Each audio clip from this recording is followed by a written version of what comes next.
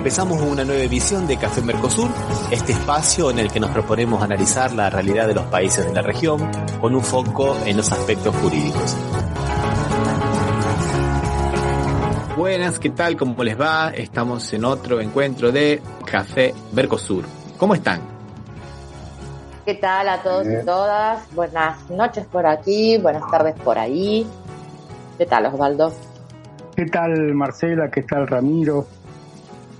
Bien, que acá estamos con varias cosas. Vamos a recibir hoy a Raquel Pina y vamos a hablar de las elecciones en Estados Unidos también y un poco lo que nos queda acá en América Latina.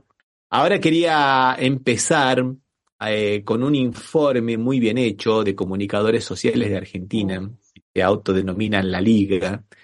Está circulando en las redes sociales y está muy, pero muy bueno, con relación a lo que es el juicio contra los que atentaron contra la vida de Cristina Kirchner, ¿no? Ahora, en tanto que estamos hablando del atentado contra Donald Trump, no nos olvidemos que hace un año también le dispararon a Cristina en la sien y que por milagro esas balas no salieron. Y bueno, vamos a escuchar un poco estas contradicciones, ¿qué les parece? Y después las comentamos. Vamos.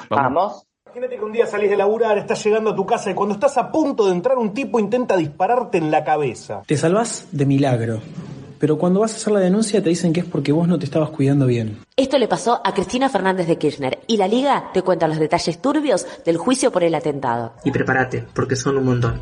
Antes que nada, tenés que saber que este juicio es solo contra los autores materiales del hecho, es decir, contra quienes apretaron el gatillo. No se juzga a los autores intelectuales que idearon y financiaron el atentado. Para que lo entendamos bien, Sabac Montiel formaba parte de Revolución Federal. Revolución Federal recibía guita de la familia Caputo. Enemigos políticos de Cristina. Acto seguido, Sabac le dispara a Cristina. Pero adivinen, para los jueces de Comodoro Pi, una cosa no tiene que ver con la otra. Caputo, además de financiar la Revolución Federal, es uno de los pocos políticos que no repudió el atentado, además de Milei y de Bullrich. Y ya que hablamos de Bullrich, hablemos de su nuevo emprendimiento, encubrimiento de crímenes. La mano derecha de Bullrich, Gerardo Milman, fue escuchado hablando con sus secretarias del atentado antes de que el atentado suceda.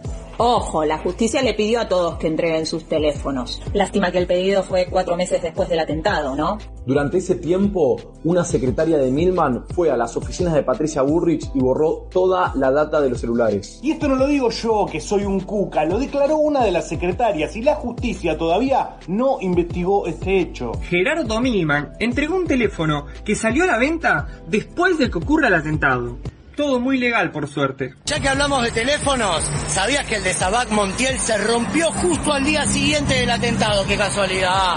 El mismo día que desapareció Revolución Federal, casi como si estuviera creado solo para el atentado. Incluso en un space de Twitter de la agrupación, Jonathan Morel describía cómo él mataría a Cristina. Y fue exactamente lo que Sabac Montiel haría después. Ya desde la cárcel, Sabac Montiel dijo que su situación tenía que estar a cargo de Hernán Carroll, Abogado vinculado a Bullrich, a Esper y a Milei. Y hay muchas otras cosas más que son turbias, pero se entiende, ¿no? Lo más importante de este juicio es lo que falta. Lo que sí queda claro es una cosa. El Poder Judicial está violando sistemáticamente los derechos de Cristina. Igual que en todos los procesos judiciales donde está acusada. Hay un grupo muy chiquito y muy poderoso en Comodoro Pi, que está jugando a seguir intereses políticos sin medir las consecuencias.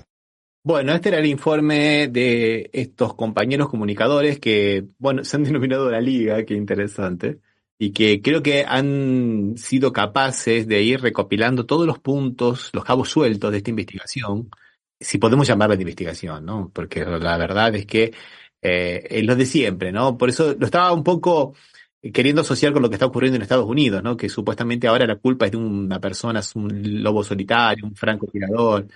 Y los servicios de inteligencia supuestamente no tuvieron participación, no tienen cómo explicarse, renunció la señora jefa de los servicios de inteligencia, pero bueno, no se sabe si hubo un francotirador, si hubo dos, no se saben cuántos casquillos había en el techo, o sea que podemos ver que esto que está ocurriendo en Argentina no es algo de Argentina, sino que parecería que es un modus operandi que viene desde la casa matriz, así como vino toda la política de lawfare en América Latina, ¿no? Es un poco la impresión que yo tenía, pero quería destacar esto de estos comunicadores. ¿Qué les parece a ustedes?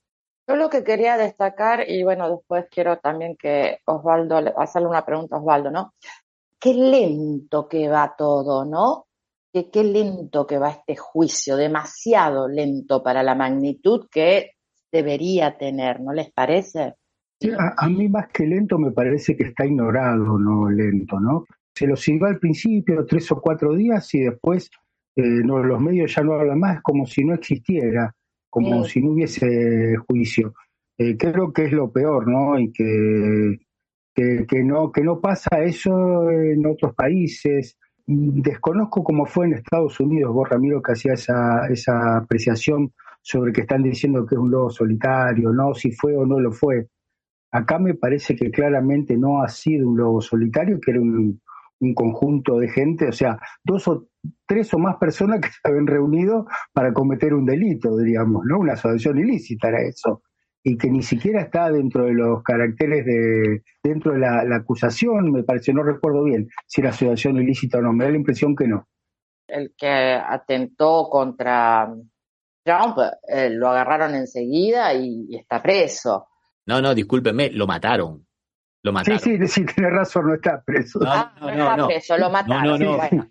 Muy convenientemente para tener un archivo muerto, es lo que todos los investigadores serios están diciendo. No había necesidad de hacer eso, porque ya podían reducirlo tranquilamente.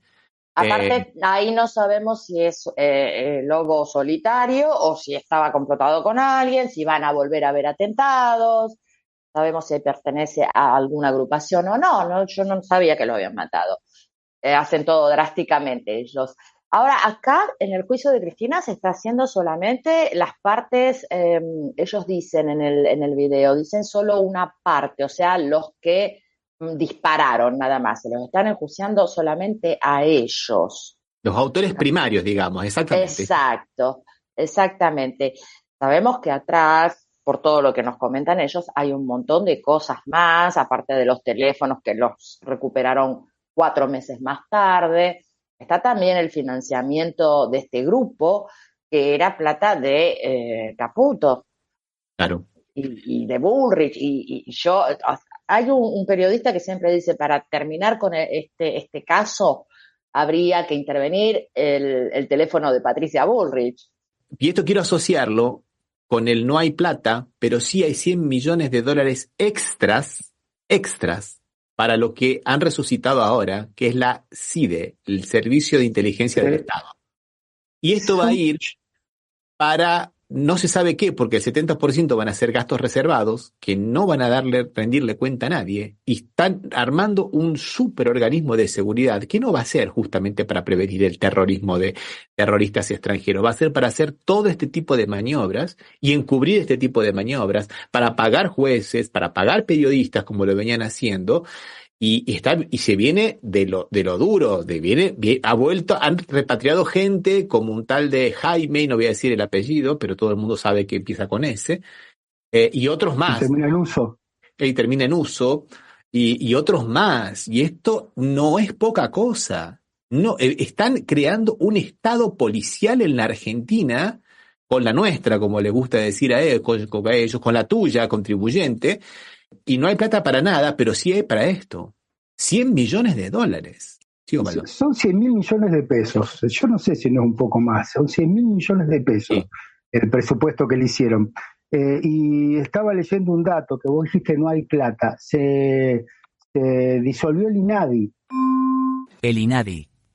Instituto Nacional contra la Discriminación, la Xenofobia y el Racismo. Tenía como fin brindar un servicio de asesoramiento integral y gratuito para personas o grupos discriminados o víctimas de xenofobia o racismo. Con 100.000 millones de pesos alcanzaba para financiar 23 INADI.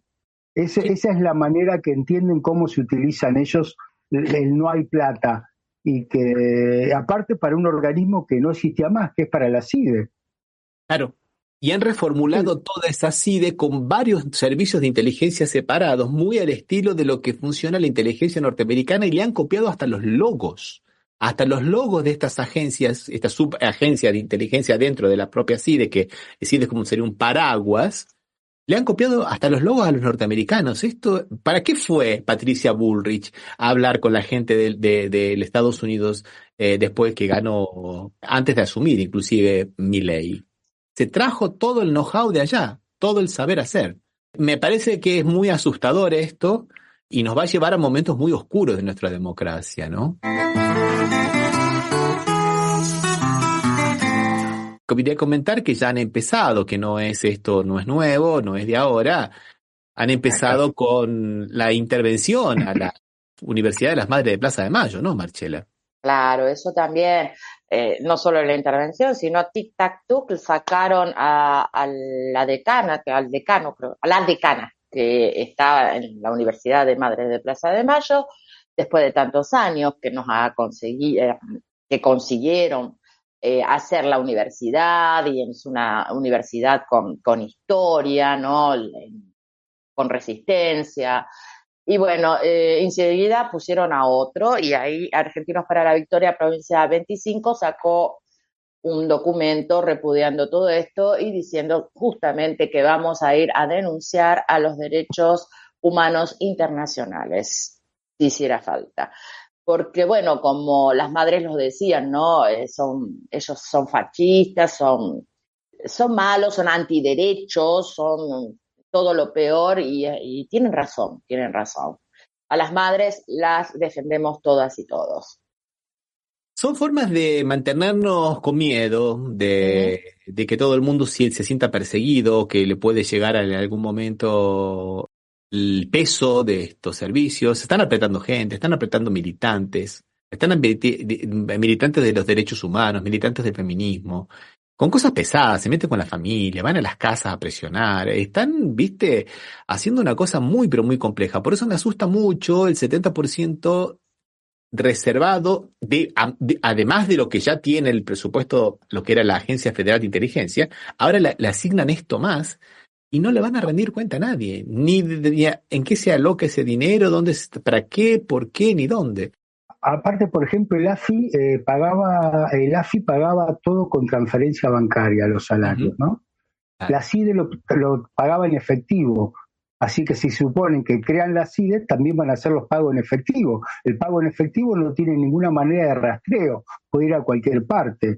O sea, si le mantuvieron el nombre es porque seguramente quieren mantener las mismas costumbres, ¿no? Y aparte quería decir una cosa, ya desde el año pasado empezó con la Universidad de las Madres de Plaza de Mayo porque habían designado una parte del presupuesto para varias universidades, entre ellas la de Madre Plaza de Mayo, y desde enero, como no había plata, sacaron todos los fondos. O sea, en realidad es desde antes que vienen con esta situación de querer primero de financiarlas y ahora intervenirlas, ¿no? Como parece que van a hacer con todo. Primero financian los organismos y después los terminan interviniendo, porque es imposible, como está pasando con el INCA. INCA, Instituto Nacional de Cine y Artes Audiovisuales. Por ejemplo, que lo están desfinanciando totalmente y no pueden hacer casi nada, y como eso pasa en un montón de organismos del Estado, ¿no? Bueno, vamos a seguir hablando entonces de Francia, ¿no, Marcela? Vamos a hablar de Francia, la catástrofe europea. Claro, llegó el día a París toda tapada, toda cercada, con vallas, donde la gente no podía llegar a su propia casa, estaba dividida, los del norte y los del sur. Fue algo horrible, la gente quejándose. Y no solo eso, sino que hay inmigrantes donde están refugiados, de Sri Lanka la mayoría, están refugiados en hoteles y los han evacuado de esos hoteles porque los necesitaban para los turistas, y no es que los sacaron del lugar y los pusieron en otro, no, los tiraron en la calle, con niños, mujeres, bebés. Es verano, está bien, pero igual, están ahí durmiendo en la calle hace ya 4 días, hace 3 días, hace a partir del jueves o miércoles que están en esas condiciones. Empezó así, antes de que se abrieran el día de la ceremonia de Juegos Olímpicos. Bueno, llega el día tan anunciado de los Juegos Olímpicos, donde algunos países no fueron invitados, como Rusia, otros países han ido comisiones muy chiquititas, como Suiza, aparte de esto, yo lo que quería decir es que también prohibieron a una mujer, porque ha salido una ley de una mujer islámica con su velo, la prohibieron competir porque se ha votado en Francia que no se puede usar ese velo, ¿no? El velo de ellos. Entonces no la deja competir, pero parece ser que la religión está muy metida en los Juegos Olímpicos porque ayer en el acto de abertura, primero que la gente no tenía el QR para poder ingresar, no veía nada, terminaba mirando por la pantallita que tenían adelante, todo muy crítico, incluso en los Juegos Olímpicos donde hubo el acto, hubo una representación de un cuadro de un pintor de la Última Cena de Da Vinci, donde un grupo de artistas drag queen representaron eso, donde hay un pitufo desnudo, dicen, que canta ahí en el medio, donde se la puede ver también a una María Antonieta decapitada. Todo muy sexual, decían todo muy sexual, que no tiene nada que ver con los Juegos de las Olimpiadas Atléticas Esportivas Olímpicas. Entonces esto fue muy criticado por todo el pueblo francés.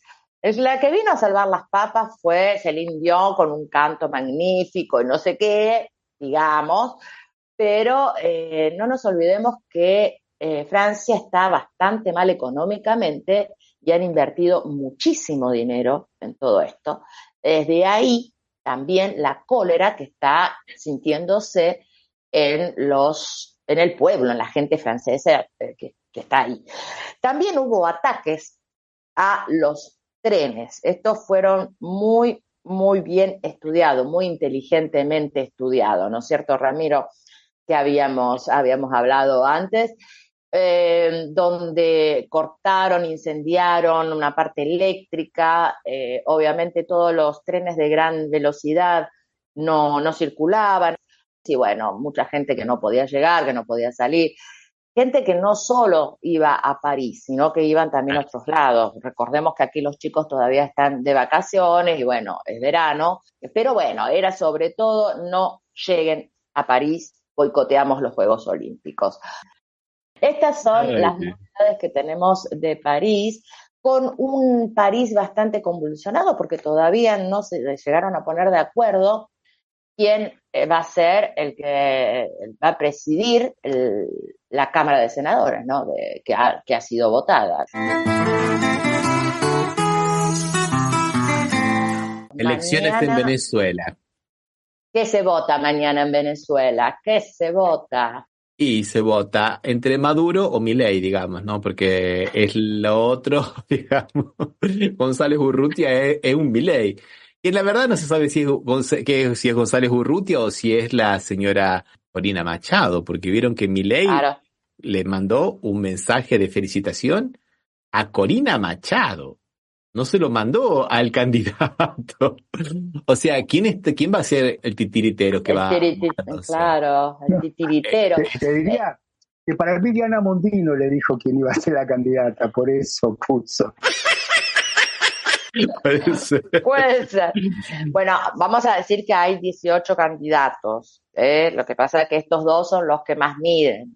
Maduro, que lleva haciendo una presidencia actualmente impecable, porque no obstante los bloqueos, ha conseguido tener una inflación pequeñísima, creo que no llega un poquito más del 1%, no llega al 2%, hay producción local, todo esto con los bloqueos. La gente consume, compra, no solo comida, sino también zapatos, ropa. Entonces hay un crecimiento enorme en Venezuela estando bloqueada. Imagínate si no está bloqueada, ¿viste? Lo que puede llegar a ser Maduro. Las sanciones y los bloqueos, lógicamente, fueron terribles, ¿no? Dejaron a Venezuela al borde del hambre, ¿no? Lo que fue la crisis humanitaria del 2019 no era mentira, había crisis humanitaria. Y a Alex Saab, no nos olvidemos que Alex Saab Era un empresario que le estaba comprando comida por el mundo entero para hacer los planes alimentarios en Venezuela porque nadie le quería vender. Irán ayudó muchísimo con las CLAC, creo que se llaman, las bolsas de comidas que el gobierno dejaba que la gente pudiera comprar de forma muy barata. Muchos tenían de ingredientes de Irán, porque bueno, ya Irán estaba sancionado. Bueno, ¿qué me van a sancionar más? Bueno, una mancha más al tigre, bueno, póngame sanciones. Y a Alex Saab, que estaba buscando, en plena época de la pandemia, estaba buscando comida por el mundo, lo meten preso en Cabo Verde, en el aeropuerto, lo extraditan a los Estados Unidos, lo mantienen más de 2 años y medio preso. Después, cuando Estados Unidos necesita negociar con el gobierno de Maduro por el tema del petróleo, que se empiezan a restablecer las relaciones, porque la Chevron necesitaba explotar el petróleo de Venezuela, ahí lo dejan libre, sin culpa y sin cargo. Él salió con el legajo limpito, como que no hubiera tenido nada, lo tuvieron 3. O sea, fíjense el lawfare a qué punto llega. ¿Y dónde están los organismos de derechos humanos que no salieron a denunciar esto? O sea, es un absurdo. Y decía que estas sanciones pueden haber favorecido a Venezuela, porque cuando los oligarcas venezolanos que tenían todos los dólares afuera de Venezuela, como la mayoría de los oligarcas latinoamericanos, vieron que estaban incautando los bienes de los oligarcas rusos después del conflicto con Ucrania, empezaron a tener un poquito de miedito, y empezaron a llevar los dólares a Venezuela. Y eso consiguió más o menos que el país tuviera dinero, y además las políticas de Maduro consiguieron revertir esa política de producir únicamente petróleo e importar todo. Si en el 2019 importaba más del 80% de los alimentos, hoy produce el 97% de los alimentos que consume y exporta alimentos. Y quiere exportar más alimentos, porque sinceramente tiene muchas cualidades naturales, buen clima, buenas tierras. ¿Por qué no? Frutas tropicales que son carísimas? ¿Por qué no puede exportar? Y están importando además otros productos de plástico, muchos otros productos más. Entonces hay una reconversión del gobierno de Maduro de la economía que está dando resultados y que está conteniendo la inflación. Dice el Fondo Monetario Internacional que Venezuela este año va a crecer el 4%. Como nosotros sabemos, son muy pijoteros. El 8 va a ser o el 6. Por lo menos te digo el 4,8, ¿viste? Por lo menos le ponemos el 20% porque siempre son re pijoteros. En febrero lo vamos a ver, porque estos números saben en febrero, ¿no? En febrero lo vamos a comentar. Pero bueno. Dependiendo de quién gane también. El diario El País decía, si gana Maduro, Venezuela va a seguir creciendo. Pero si gana González Urrutia, va a ser la explosión del crecimiento. La revolución productiva, porque van a llegar capitales del mundo entero. Señores, no hay capitales en el mundo entero. No hay capitales en el mundo entero. ¿Qué están viendo? Lo que van a encontrar si llega a ganar el señor Urrutia, que en ese tándem Urrutia, Corina Machado, van a entregar a Venezuela a los intereses norteamericanos, a lo mismo que está haciendo Milei. ¿Qué parte de qué lectura están haciendo? ¿Dónde está la lluvia de inversiones con el capitalismo de Milei? Acaba de ir Caputo al G20, se encontró con la Janet Yellen, la secretaria del Tesoro americano, que le dijo, no hay plata. Se encontró con la Georgina del Fondo Monetario Internacional, se sacaron una fotito, la pobre sin mano, no sé qué, le salió el Photoshop mal. ¿Y qué le dijo? No hay plata. No hay plata, señores. Eso que te mostraba el payaso de Milei, acá tengo en el WhatsApp el fondo de inversión, que supuestamente era BlackRock, que va a traer los dineros en la Argentina. No lo traen. No hay plata. Desde ya las elecciones están muy, muy controladas. Las elecciones en Venezuela siempre fueron impecablemente limpias, pero la oposición ya está diciendo que va a haber fraude. Si ellos lo dicen es porque ellos van a hacer el fraude. ¿No? Acá han anunciado con que no llegaban las urnas en determinado lugar, no llegaban las urnas. Después han dicho que le cerraron el espacio aéreo a los veedores de derecho internacional, han salido a desmentir esa mentira. O sea, viste, van creando este clima de incertidumbre, claro. Para que el pueblo también tenga un poco de miedo y a último momento se decida por otra cosa. Yo creo que el pueblo sabe y hay de todo, ¿no? Vamos a ver lo que pasa mañana, pero le deseamos muchísima suerte al pueblo venezolano. Voten con memoria, acuérdense bien. y un abrazo muy grande a la patria grande.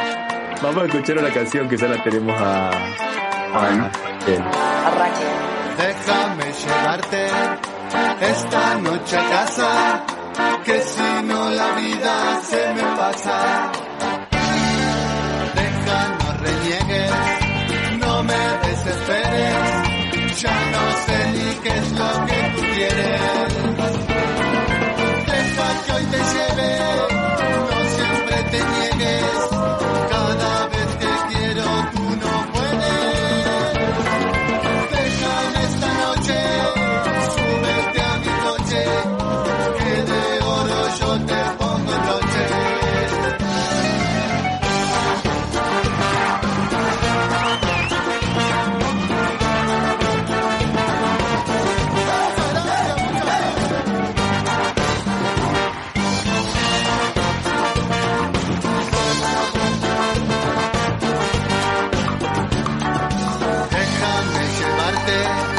Esta noche a casa, que si no la vida se me pasa. Deja, no reniegues, no me desesperes, ya no sé ni qué es lo que tú quieres. Deja que te lleve, que esta noche llueve, cada vez que quieres tú lo tienes. Déjamelo claro, ya quítate lo raro, que quiero despertar con vos al lado. ¡Vamos,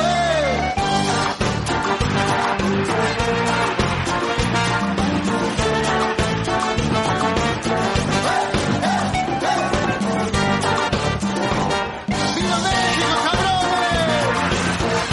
Y en la guitarra, desde Argentina, el profesor Violín.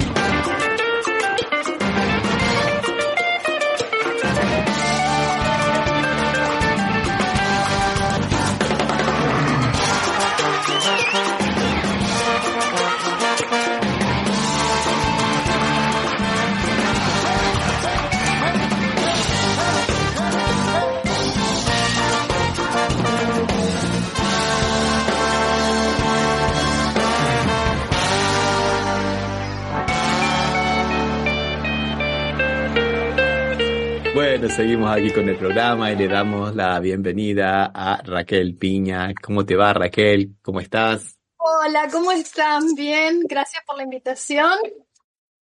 No, los agradecidos somos nosotros. Raquel está en Estados Unidos, es una magíster en estudios culturales latinoamericanos, doctora también, profesora universitaria y bienvenida al programa, Raquel. Vamos a hablar un poco de las elecciones en Estados Unidos, ¿no? Pero también no solamente las elecciones en Estados Unidos, sino qué nos va a deparar ese futuro en América Latina, ¿no? Dependiendo de uno, dependiendo de otro. América esté pendiente de lo que ocurre en Estados Unidos, ¿no? No podemos salir de ese ciclo de semicolonización donde se mira hacia el norte a ver qué es lo que pasa en Estados Unidos para poder predecir el futuro o tener algún viso de seguridad en algo, si es que se puede decir eso. Hoy en día es casi imposible. Yo voy a aprovechar que vos sos magíster en estudios culturales latinoamericanos y voy a responderle, y con tu ayuda, lógicamente, a algunos comentaristas medio haters, medio no haters que nos tienen en las redes sociales, que nos critican porque nosotros usamos la palabra Latinoamérica. Y dicen, ¿cómo ustedes quieren decir usar la palabra Latinoamérica? Porque Latinoamérica es la palabra del imperio. Tendrían que usar, algunos nos dicen que usemos Iberoamérica, otros que usemos Hispanoamérica. La verdad que en realidad toda palabra incluye y excluye. Es incorrecta. Bueno, está bien. Vamos con una problemática importante de los estudios culturales latinoamericanos, que en realidad, o sea, se llaman así porque los estudios culturales latinoamericanos es un campo científico de investigación que tiene una metodología, tiene una genealogía, tiene un desarrollo, y que se generó en Estados Unidos a partir de reintroducir el nivel ideológico que habían perdido los estudios culturales ingleses, que se desarrollan en Inglaterra, al entrar a Estados Unidos. Entonces acá todo pierde ideología, se aplana, ¿viste? Entonces, ¿qué ocurre? Hay un campo importante de intelectuales, tanto norteamericanos con mucha inversión afectiva y académica en México y cualquier otro país, vamos a decir para que no se enoje nadie, del Río Bravo, ¿sí? Que en realidad está un poco más arriba de la frontera, ¿no? Porque no hay que olvidar el acuerdo que hace en Estados Unidos en 1848 Guadalupe Hidalgo, que lo que hace es expandir Estados Unidos con 8 estados que en realidad pertenecían a México. De ahí en más, todo es esa frontera, digamos, tan gruesa. Los intelectuales que migran de Latinoamérica se suman a estos intelectuales americanos y se conforma este campo de estudio que es amplísimo, es transdisciplinario, es crítico y incorpora, sale de los estudios literarios e incorpora cualquier artefacto cultural que pueda ser estudiado como texto. Entonces, eso es estudios culturales latinoamericanos. Entonces, podemos incorporar, por ejemplo, las crónicas. Entonces vuelvo acá a tu pregunta, al nombramiento, la nominalización, que es el primer acto de conquista.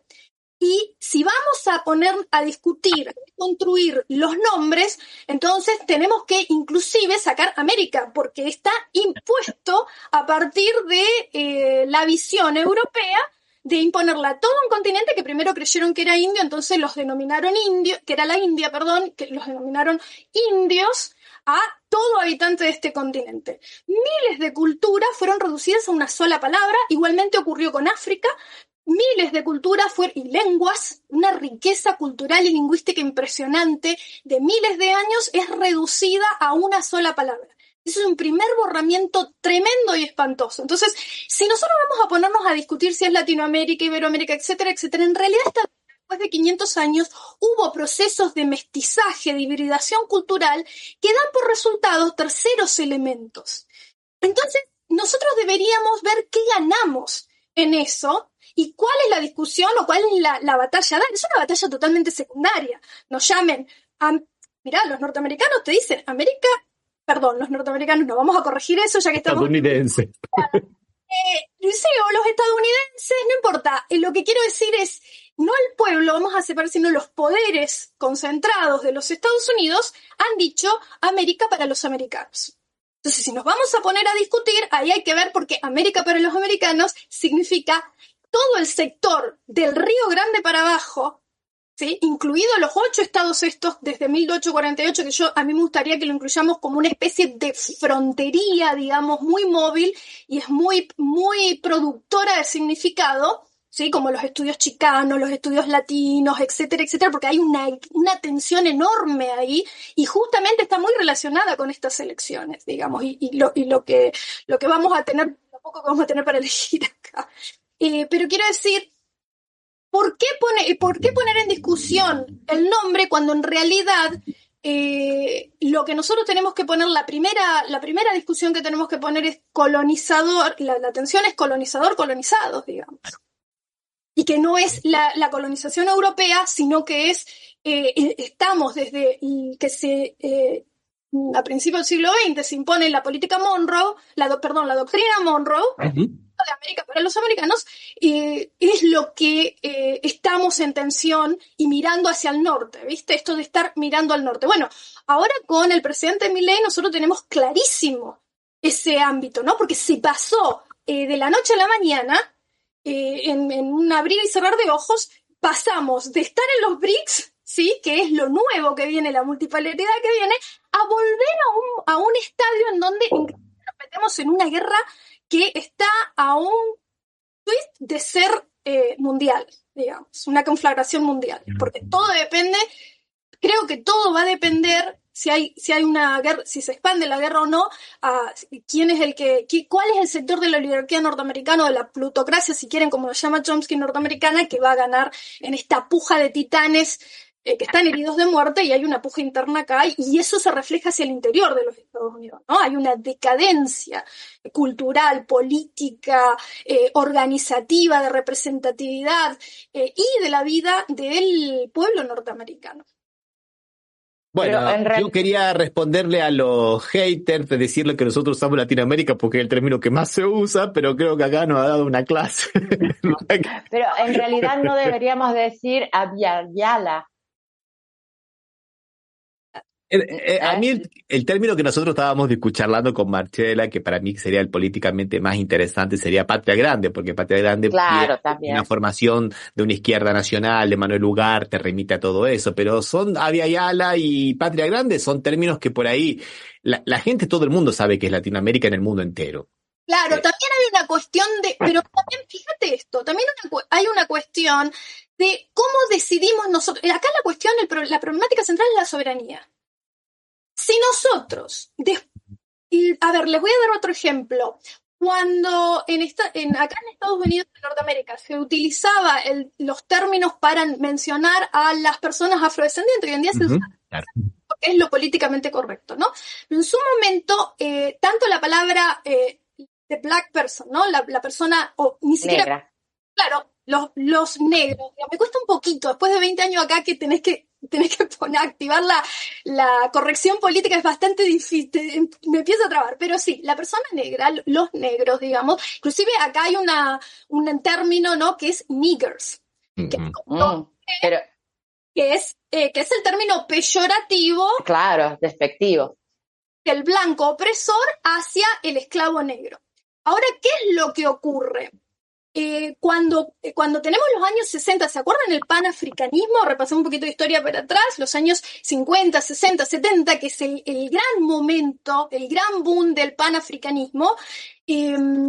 Ahí surge el eslogan Black is beautiful.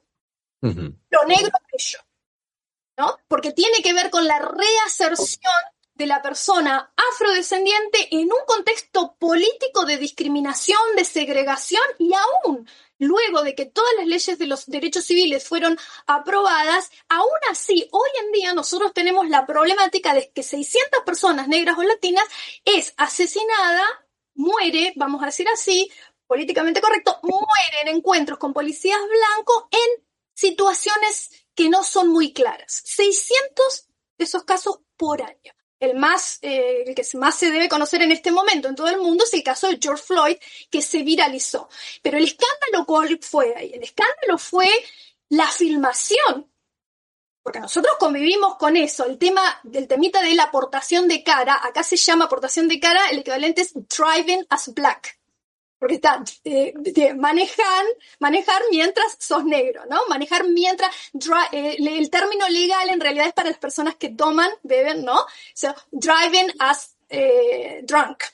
So, driving as black. So, manejar mientras estás alcoholizado es un delito. Manejar mientras sos negro también. Porque pueden parar solamente porque ven que sos negro o latino, digamos. Entonces, eso es algo que, imagínate que si nosotros, vuelvo a esto de la terminología, ¿no? Las personas afrodescendientes decidieron empoderarse con la palabra negro, con la palabra, el negro es hermoso, lo negro es hermoso, los negros somos hermosos. Entonces, si nosotros decidimos que Latinoamérica es la palabra, porque tiene que ver con el uso. No, acá no hay una academia o una superestructura que va a venir a decir cómo tenemos que hablar. Los pueblos usan las lenguas de diferentes maneras y las lenguas evolucionan porque los pueblos deciden, no las instituciones, digamos. Entonces, sí, la discusión puede alargarse, es filosófica, es lingüística, filológica, de los niveles que vos quieras. Sin embargo, acá la tensión principal es colonizador-colonizado, y ¿qué decidimos hacer nosotros los colonizados? Con eso que heredamos, porque no hay otra. Estos 500 años nos cayeron en la espalda a nosotros, y desde el peronismo de los años 40, 50, hasta esta parte estamos tratando de mostrarle al mundo que hay una tercera posibilidad, que no es necesario ser ni yanqui ni marxista, que se puede ser argentino y peronista, por ejemplo, ¿no? Claro. No, me parece muy interesante. Lo que pasa es que hay toda una nueva tendencia, principalmente entre algunos colectivos, de hacer de las cuestiones semánticas cuestiones divisorias de agua. Claro. ¿Viste? Y a veces con razón y a veces sin ningún tipo de razón. Si yo digo, por ejemplo, en Argentina la cosa se pone negra para decir que la cosa se está poniendo complicada, bueno, no es muy difícil entender que es racismo, porque si es blanco es bueno y si es negro es malo. Pero si yo digo, por ejemplo, esto es un quilombo y sabemos que quilombo refiere a una institución brasilera que existía hasta el siglo XIX, que en Argentina nunca existió y que inclusive en los países latinoamericanos donde sí existieron, como en Colombia y Venezuela, se llamaba palenque, y decime que soy racista porque digo quilombo, pero si yo lo sé y lo uso, bárbaro, pero si yo no lo sé y lo uso sin saberlo porque, digamos, he aprendido mi lengua materna, mi gramática de aprendizaje, de vida, decía que quilombo es fiesta, protesta o problema, ¿por qué tengo que, viste? Pero hay gente que te dice, no, vos dijiste quilombo, sos racista, sí, ya, y te bajan la cruz, ¿viste? No, sí, claro, eso es la idea que viene de acá también. Son las tendencias globalistas, y esto es muy interesante lo que estás diciendo, porque tiene que ver justamente con la situación de colonización con la que nos enfrentamos y que nos está resultando bastante difícil, primero llegar al otro que está del otro lado de la brecha. Después entender por qué, por ejemplo, fenómenos como electorales que ponen a un presidente como Trump, ninguno de los otros es mejor o peor. Yo te digo que no hay vuelta acá. Desde la Segunda Guerra Mundial el intervencionismo norteamericano ha sido espantoso. O sea, uno va a Wikipedia, que es lo más, digamos, lo más común de ir hoy en día en las redes sin tener que intelectualizarte y tener una biblioteca, digo, por eso digo, ¿no? Pero te vas a Wikipedia y las intervenciones de Estados Unidos, pone desde el 2000 hasta acá, y te ocupan una hoja completa de 25 renglones. Entonces, viste, ponernos a discutir las palabras cuando estamos siendo colonizados y estamos poniendo en los gobiernos personas que la política hoy las estudia como outsiders, ¿no? Yo lo leo como mira, que se vayan todos, pero resuelto de manera electoral, ¿viste? Entonces, me cansaron, síganse peleando en el rincón, vayan. Después cuando se arreglen vuelven y vemos qué hacemos, ¿no? Pero es como, casi lo veo, me siento tentada de verlo así, ¿viste? Es que se vayan todos, prolijito, electoral, te voto un externo, uno de afuera. Pero Raquel, ¿vos crees en las elecciones ahora que va a haber próximamente en Estados Unidos, vos crees que puede haber una tercera opción que puede llegar a sacar muchos votos? Perdón. Mira, es muy difícil de prever y eso es lo que hemos perdido, previsibilidad, por eso están todos muy desesperados. O sea, cada vez más los sistemas democráticos occidentales modernos están perdiendo representatividad y estabilidad. Eso es lo que se está sintiendo y esto ha implotado al centro de los países centrales. O sea, lo acabamos de ver en Europa, donde hasta último momento no se resolvió, ¿no? Por quién el pueblo iba a decidir votar y en realidad otra vez, vamos a las tensiones que realmente importan. En Europa la gente le está prestando atención a que están a un pasito de que el territorio se les vuelva a ocupar con una guerra mundial. ¿Sí? No sé si tienen ganas, porque el cine ha hecho lo suficiente como para mantener la Segunda Guerra Mundial bien a flor de piel, digamos. O sea, las películas de la Guerra Mundial siguen emergiendo. ¿No es cierto? Entonces, yo no creo que el pueblo europeo, que ya tuvo anuncios en varios lugares, yo creo que Marcela, ahí en Suiza ustedes tuvieron un anuncio, por lo menos así me comentaron algunos compañeros, del gobierno sobre qué hacer si ocurre no, perdón, vos estás en Ginebra. Sí, pero en Suiza, claro, lo que pasa es que aquí hay, desde después de la Segunda Guerra Mundial, los refugios antiguerra, claro, sí, claro. Sí, en todos lados, en los edificios también. Pero tuvieron un anuncio, ¿qué hacer? Claro. Sí. Imagínate, estás viviendo en Suiza, ¿me entendés? Y vos, ¿por qué vas a votar? Tu preocupación principal deja de ser la inflación, la economía, cualquier cosa, y empieza a ser guerra o no guerra. Y lo que el pueblo norteamericano tiene que decidir entre tensiones que son mucho más importantes que la palabra que se usa para designar a este o aquel, porque esas son preocupaciones intelectuales de centros urbanos en donde se concentra el progresismo de los Estados Unidos. Si vos vas al mapa, uno va al mapa electoral. Eso es muy fácil hoy en día, por suerte, ¿no? De alguna manera el Internet da muchísimo material, pero si buscan mapa interactivo de las últimas elecciones de Estados Unidos presidenciales, van a ver qué sectores están rojos y qué sectores están azules. Los azules son los demócratas y los rojos son los republicanos. Los sectores que han votado a los demócratas, o sea, al presidente Biden en este momento, en su momento fue Obama-Biden, ¿no es cierto? Los 8 años que estuvo Obama, Trump.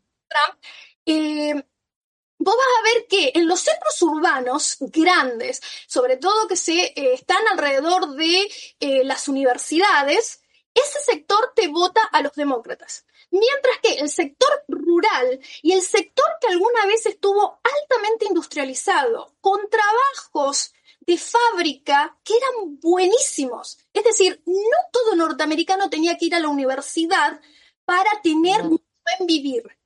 Podías vivir muy bien, ¿sí? Y tu familia seguía una tradición de ciudad chica. No vamos a decir de pueblo chico, pero en grandes ciudades como Chicago, que son ciudades...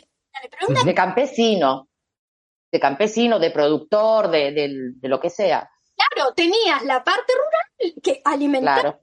Es exactamente la misma lucha de Argentina, que vos tenés los grandes, bueno, tenemos a Osvaldo que es de Rosario, ¿no? Tenés el gran cordón industrial de Rosario, el Gran Rosario, y Buenos Aires también, y después depende de los altibajos del país, pero las ciudades van desarrollándose. Después tenés todo el sector agrícola que produce la comida para esa ciudad, digamos. Entonces vos tenés un sector tradicional de familia, que obviamente en los centros urbanos es muy denostado. Tienen palabras muy caprichosas. No son caprichosas, pero son palabras que los denigran, ¿no? Como redneck, que marca a la persona que por estar agachada en el sol tiene el cuello rojo. Entonces el redneck es la persona que viene de las granjas, de las huertas, del campo, claro. El pajuerano nuestro, digamos. Después tenés... El campesino, el blue collar... el cabecita negra. El blue collar es el cabecita negra. Ah. El blue collar, que es el cuello, se distingue cuello blanco o cuello azul. Cuello blanco son, que refiere a la camisa, el de oficina, el trabajador. Claro. Ahí tenés la gran urbe, es donde están asentados los mercados financieros, ¿sí? Tenés las grandes ciudades A, B, C, de acuerdo a cómo están clasificadas, ¿no? Etcétera, etcétera, por la organización de la globalización. Y después tenés el blue collar, que es el industrial. Ahora bien, yo te voy a dar un número muy sencillo como para que vean cómo está distribuido el mercado del trabajo en Estados Unidos. El 18%, vamos a empezar por más bajito, el 2% son trabajos de producción de comida, ¿sí? Producción de productos de la base de la comida norteamericana, el 2%. El 18% son fábricas. Y el 80% son servicios, donde vos incluís absolutamente todo, incluida la salud y la educación, porque está privatizada. Entonces, imagínate ¿qué es lo que pasa? ¿Qué es lo que te dice eso? Que la comida no la produce el norteamericano para los Estados Unidos y las fábricas no producen lo que nosotros usamos. Todo viene de las maquiladoras que están, ¿sí?, afuera de Estados Unidos. Entonces, cuando uno mira Los Simpsons en Argentina, por ejemplo, o en todo el mundo, ¿no? Pero es justamente lo que ha quedado de la familia de tradición fabril. Entonces vos tenés grandes ciudades fabriles quebradas, como todo lo que se llama el Rust Belt, que es el cinturón de óxido. Porque bueno, Chicago misma, ¿no? Son ciudades que en grandes porciones han sido, la gente ha tenido que emigrar porque se han ido cerrando las fábricas, ¿no? Entonces, recomiendo un documental que se llama Detroit Police, que es la ciudad de Detroit, ¿no? La ciudad de Detroit explica lo que ha quedado de la ciudad de Detroit después de que los capitales deciden irse de Estados Unidos y se empieza a trabajar con el sistema de maquila, que es cuando empieza, es los años el 94, ¿no? Cuando sale el NAFTA, y es realmente donde se consolida la globalización. Es decir, todo lo que se sufrió en Argentina también se sufrió hacia adentro y lo está sufriendo el pueblo norteamericano. militarización de la policía, destrucción de la malla fabril y destrucción de las comunidades y las tradiciones que hay. Por eso es que cuando el anterior presidente Trump viene y dice MAGA, ¿no? Make American Great Again. Hagamos de América algo grande otra vez. Cada uno, eso es un significante vacío, a los que les gusta la lingüística y las palabritas, cada uno le va a dar la interpretación que necesite para tener esperanza y decir, esta es la persona que a mí me va a devolver la fábrica, o lo que fuera, o el trabajo en el campo, porque, insisto, hay una enorme cantidad de personas del pueblo de los Estados Unidos que tiene otras tradiciones y no quiere venirse a vivir a Manhattan o a las capitales, ¿no? Como decía Chávez, la grasa de las capitales, se enferman, no lo resisten, son ritmos de vida que son muy inhumanos. Entonces, la reacción humana que existe, y son movimientos reaccionarios, son reaccionarios porque lo que hay que ponerse a pensar es, es una bestia que no sabe lo que está votando, lo que está haciendo. No, no es así. Es una reacción muy humana ante el ataque al sistema de vida tradicional que existe desde ciertos sectores, digamos. Entonces, si vos empezás a ver eso como tensiones internas de por qué responden o no responden a al llamado a votar a cierta persona, que por otra parte, que los representen o no los representen es otra cosa. Sí, obviamente. Y ahora eso nos lleva al otro lugar que estábamos comentando antes con relación a cuando comentábamos las elecciones en Venezuela, que decíamos que en este momento, vos nombraste los BRICS, alinearse a algo que no sea los BRICS o el mundo multipolar o el mundo multinodal o como le dicen ahora, la nueva mayoría global, porque si nosotros pensamos que representan prácticamente 6.000 millones y medio de habitantes, ¿no? Porque el mundo occidental son 1.400 millones de habitantes, el otro son muchos más. Si nosotros nos alineamos como hizo Milei, no hay nada. Porque Estados Unidos ya comenzó su proceso de aspiración de capitales y de industrias con el proyecto, supuestamente a través de la vía ecológica, de subsidiar la industria automotriz de autos eléctricos con 168.000 millones de dólares. Y sabemos que la industria automotriz no es únicamente que van a producir autos, va a reactivar la industria metalmecánica, va a reactivar la de autopartes, va a reactivar la industria metalúrgica. Y muchas empresas de Europa, principalmente después que corta el cordón umbilical con el gas ruso, con el Nord Stream 1, el Nord Stream 2, no tienen gas para producir. Y están yéndose algunas a Polonia, pero muchas se van a Estados Unidos y mucha gente preparada que le ha costado a los estados europeos años de preparación, están emigrando para los Estados Unidos. Y para América Latina tampoco va a haber nada porque ellos están en ese proceso de aspiración ya con Biden. Imagínate si gana Trump. Claro. Bueno, lo que pasa también es que, totalmente de acuerdo con lo que decís. Te voy a dar un dato más. Yo no sé si se acuerdan el discurso que hizo el presidente Biden hace 3 años, creo que fue en el primer año de mandato. Hace 2 años capaz. Cuando se logran aprobar la ley de infraestructura, ¿se acuerdan que esa fue la gran promesa? Bueno, esa ley de infraestructura la desplumaron. Inclusive ahí se traiciona el pacto que habían hecho con Bernie Sanders, ¿no? ¿Se acuerdan que Bernie Sanders es obligado a bajarse de la campaña? Y se hace un pacto electoral de unas 113 páginas más o menos, en donde se comprometía el Partido Demócrata a perseguir, a tratar de pasar por el Congreso leyes que desmilitarizaran la policía, que hicieran un cambio en la Corte Suprema de Justicia, que ampliaran el servicio de la educación a muy bajos costos o cero costo, ¿no? El plan era cero costo para la educación universitaria, que hubiera opciones de ese tipo, no que se privatizara todo, pero que sí que hubiera opciones. Que se perdonara la deuda estudiantil, que es un tercio de la deuda nacional, es la deuda estudiantil, y el tema de la salud, porque la pandemia demostró, ¿no? En qué estado está el sistema de salud, de atención de salud, de la salud de la población en Estados Unidos. Es desastroso, es espantoso. Y no... ¿Mejoró un poco o no? Para nada. No hubo mucha mayor concentración con respecto a todo eso. No mejoró. Recordamos a Trump afanándose los insumos de los aviones que hacían escala en Miami. Bochornoso eso. No, la rapiña que se desata y la piratería. Sí, el Occidente demostró su peor cara durante la pandemia. Ni hablar. Yo creo que la pandemia aceleró procesos que a lo mejor hubieran llevado una o 2 décadas, ¿no? Y cuando vos decís, cuando vos, Ramiro, Marcelo, ustedes me preguntan, ¿mejoró eso? No mejoró, y por eso es que tiene altas probabilidades de ganar Trump, porque no mejoró nada, no pudo cumplir. Vuelvo a esto porque les va a interesar este dato. Cuando el presidente Biden hace un discurso de unos 7 minutos en donde anuncia esto que vos acabas de decir, que ya había dado la concesión de 200 empresas que se presentaron para desarrollar baterías de litio, habían elegido 20. Hay que ponerse a mirar, pero bueno, no me quedan dudas de que son muy, muy cercanos, pueden llegar a ser las 20 que se eligieron, porque hubo muchas protestas acá, ¿no? Porque quedaron muchos afuera.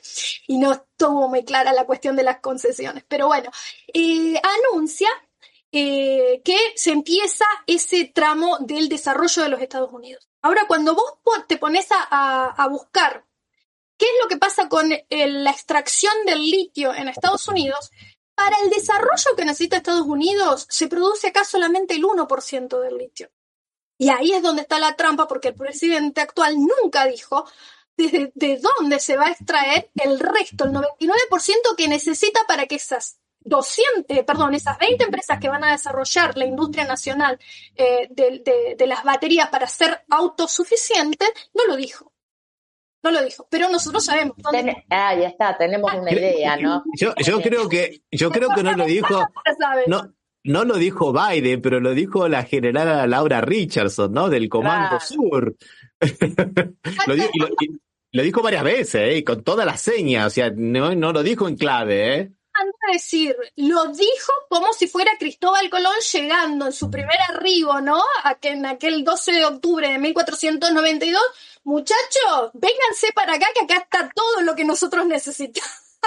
Exactamente. ¿Te das cuenta por qué los estudios culturales son muy buenos? Tenemos que volver a esas crónicas, y ahí está el huevo de la serpiente, ¿me entendés?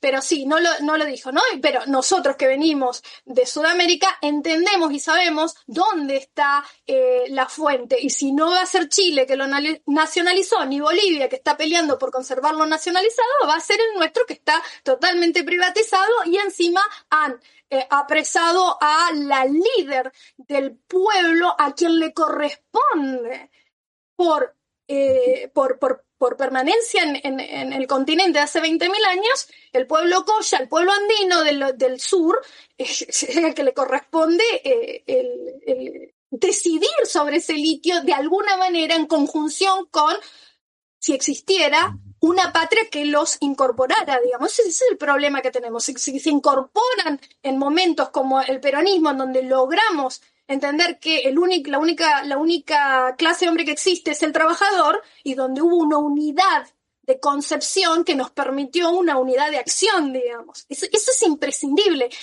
Cuando hablamos antes de la discusión por las palabritas, yo el problema que tengo con muchos de los discursos actuales que se toman desde los centros universitarios de Sudamérica es esto de no darse cuenta que se da lugar a la fragmentación y a lo que más necesitamos, que es la unidad de concepción. ¿Cuál es la discusión principal? Es la economía, porque si no tenemos economía independiente, independencia económica en una patria soberana, incluida en un bloque regional que se plante frente a un mundo multipolar que está demandando todo lo que Latinoamérica tiene. Latinoamérica no es pobre, Latinoamérica es rica, y ese es el problema que tiene África. No es pobre, sino que es rica, y ese es el problema que tiene. Claro. ¿No? Y los países centrales dependen de nosotros, no dependemos nosotros de ellos. Sobre todo teniendo lugares como Cuba y Argentina, donde el estudio universitario ha logrado sus mayores niveles de desarrollo. Ahora, no puede ser que nuestra educación pública siga produciendo intelectuales que nos tenemos que ir. Al final, el pueblo argentino, con su hambre, está pagando una universidad pública que termina sacando contadores, abogados, que son neoliberales. No se comprende, que no defienden, no tienen concepción de patria. Entonces, Eso que estás comentando, Raquel, hay una anécdota que cuenta Atilio Borón cuando él llega a los Estados Unidos, que era un joven revolucionario que discutía con otro activista del movimiento negro, y que cuál era digamos, la contradicción principal, o sea, cuál era lo más importante. Y Atilio Borón le decía, bueno, yo vengo desde el subdesarrollo de un país del tercer mundo, y para nosotros es el imperialismo. Y el otro le decía, no, el racismo, porque... Viste, es interesante eso. Para nosotros del tercer mundo es la situación colonial o semicolonial. El resto también es importante, pero la fundamental es esa. Y que a veces, como bien decís vos, muchas veces no solamente que nos dividen con palabras, está bien, ya está muy bien explicado. Concepción, ahí es donde lo ato con conducción política de Perón, porque la otra cosa es que no estamos mirando a nuestros pensadores, nuestros filósofos, y Perón fue eso, fue un estadista y fue un filósofo, produjo conocimiento, digamos, y de ahí además tenés una cantidad enorme en medicina, no se estudia, ayúdenme con los nombres porque... me voy a olvidar, pero tenemos el gran implementador de la salud pública de Argentina, ¿no es cierto? Castillo. Bueno, no se estudia el trabajo... Ramón Castillo. Claro, no se estudian los trabajos de quienes realizaron desarrollos para que seamos independientes y soberanos en todos los campos, en economía, en los principales, ¿no? En economía, en política, ¿no? Hessel, no se estudia Hessel, por ejemplo. A Diamant, no se estudia a... bueno, ahora me voy a olvidar, tenemos otro filósofo, el de geopolítica del hombre americano, hablando de nombres, ay, se me escapó, se me olvidó por favor. No, tenemos que rever todo eso, por ejemplo, hablando de geopolítica, no se conoce... Kush. Kush, Claro. el alemán argentinizado Kush. Claro, pero vos ves geopolítica del hombre americano, ¿qué te dice él ahí? Pareciera ser que él lo que dice es, nuestro problema no es nuestro objeto de estudio como antropólogos o como geoantropólogos. Nuestro problema es el sujeto hablante. Nosotros tenemos miedo de hablar, de imponernos como sujeto hablante, ¿no? Entonces, como filósofo, los filósofos de Latinoamérica tenemos que ser nosotros. El filósofo de Argentina tiene que ser el argentino. No podemos seguir siendo objeto de estudio de la antropología europea, ¿no? Y él está diciendo eso. Pareciera ser que el concepto de argentinidad y cada uno de los países latinoamericanos está fundado en el miedo a la no existencia, dice él, ¿me entendés? Y es fabuloso. Y empieza a trabajar te empieza a desarrollar un análisis del miedo que hay en la academia. Y yo he tenido muchas discusiones con académicos argentinos al respecto, porque me sorprende la colonización que hay. Hay una escena de la película Puan que lo marca muy bien, cuando una mujer simple le pregunta al protagonista, que era profesor de filosofía de la Universidad de Buenos Aires, en la calle Puan, por eso se llama Puan, para los que no vieron la película y para que nos escuchan fuera de Argentina, que son muchos. Que la recomendamos. Que la recomendamos como una muy buena película, además. Le dice, bueno, vas a dar un curso de pensamiento latinoamericano. Sí, dice, voy a dar un curso de pensamiento latinoamericano. ¿Y por qué no de filosofía latinoamericana? Así, desde la más simpleza. Claro, la palabra, la nominación. No, porque nosotros no tenemos la tradición, eso viene de Europa. O sea, nosotros como latinoamericanos tenemos pensamiento. Ahora sí es filosofía, que es una categoría... Claro. Que no es una categoría neutra. Todos los tratados hasta de matemática comenzaban desde la época del bajo medioevo como filosofía. Filosofía esto, o sea, no es una palabra así tan neutra. No, es interesantísimo eso que estás comentando. Muy, pero muy interesante. Volviendo a las elecciones de Estados Unidos. A ver, tirame otra pregunta. A ver si puedo responder. Vos viste que empiezo acá y termino allá. ¿Vos sabés que que está muy bien, porque la verdad es que son todos temas que están relacionados. Vos fíjate que vos hablaste de algo y nosotros lo relacionamos con lo que habíamos hablado antes de Venezuela, porque encajaba perfectamente. Vos estabas comentando de que hay una especie como de gran crisis social en los Estados Unidos, y yo creo que lo que está ocurriendo en estas elecciones está demostrando también una gran crisis política, que siempre la hubo, pero estuvo un poco solapada. Ahora tenemos un candidato atentaron contra la vida de ese candidato, donde se ve que todos los servicios de inteligencia no funcionaban bien, fallaron todos, fue muy, pero muy grave eso. Donde vemos que por el otro lado hay un presidente que tiene problemas, posiblemente tenga problemas de senilidad y todo eso, y que pone a dedo a una candidata como Kamala Harris, cuando esas de cosas a dedo parecería que no funcionaran porque hubo elecciones primarias. Y entran en contradicción, ¿no? Y ahora recibe el dinero que se había aportado a la persona de Biden, porque son nominales esos aportes, ahora pasan automáticamente de una forma no muy clara para la nueva candidata, lo cual creo que los republicanos van a cuestionar eso. Hay demasiado, se está viendo demasiado todo esto. Sí. El mundo está viendo todo esto. Es complicado, ¿no? Esa crisis política que se suma a la económica y a la social que vos estabas diciendo. Exacto. Claro, es como el viejo cuento, ¿no? Del rey está desnudo. Se nota mucho ya. Ahora, como en todo país donde se desmadran las cuestiones, donde vos tenés acá un gran flujo de los impuestos que pagamos los ciudadanos que habitamos el suelo de los Estados Unidos, está yendo hacia guerras, ¿no? Y está haciendo hacia ayuda bélica en el exterior, eso está siendo altamente cuestionado. Justamente acaba de haber una gran manifestación, son las demonstrations que hay acá, tiene que haberle llegado material, ¿no es cierto?, contra la visita del primer ministro israelí, Netanyahu. Inclusive una de las representantes nuestras en el Congreso estuvo todo el tiempo parada con un cartel diciéndole genocida en la cara.